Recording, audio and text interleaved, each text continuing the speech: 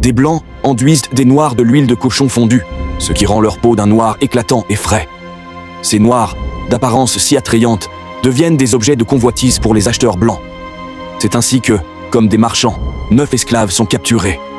Bien que le commerce des esclaves du 19e siècle commence à décliner, dans de nombreuses régions, des blancs n'hésitent pas à prendre des risques.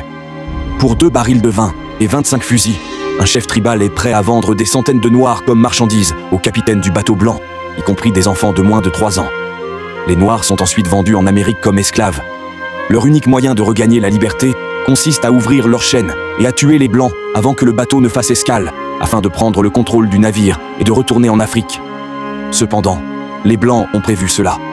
Pour éviter les révoltes, ils mettent d'énormes chaînes au pied de chaque esclave lors de l'embarquement, afin de restreindre leurs mouvements. Parmi les esclaves se trouve un homme nommé Sam. Il connaît bien le proverbe qui dit qu'il faut d'abord saisir le roi lorsque l'on veut capturer un ennemi. Il s'approche discrètement du capitaine lorsque celui-ci ne fait pas attention, et lorsqu'il en a l'occasion, il se jette sur lui pour l'étrangler. Malheureusement, un membre de l'équipage réagit rapidement et frappe Sam, qui perd connaissance, tandis que le capitaine ordonne qu'on mette tous les noirs dans la cale du bateau.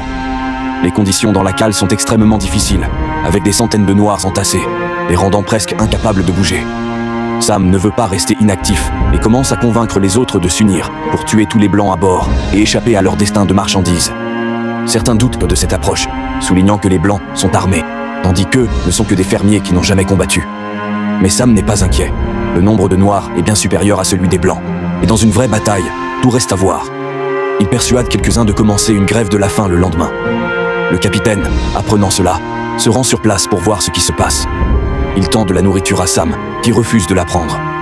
L'autre esclave à côté de lui renverse la nourriture au sol, ce qui met le capitaine en colère. Il ordonne que cet esclave soit jeté à la mer comme nourriture pour les oiseaux, tandis que Sam est puni en étant laissé exposé au soleil sur le pont, car il est robuste et pourrait encore bien se vendre. Après plusieurs heures sous le soleil, une femme, la servante du capitaine, l'approche pour lui donner de l'eau. Sam, au début reconnaissant, change d'attitude lorsqu'il comprend son statut.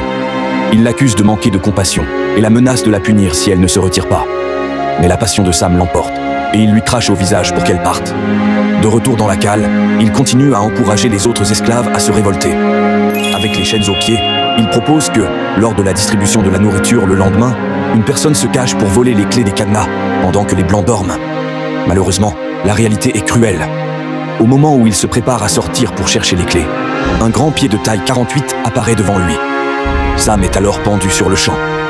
Le lendemain, lorsque ses camarades découvrent son corps, ils sont tous plongés dans un profond chagrin et commencent à accuser Sam, disant que tout cela est de sa faute à cause de son agitation. Sam, partagé entre la tristesse et la colère, se retrouve au cœur d'un dilemme difficile.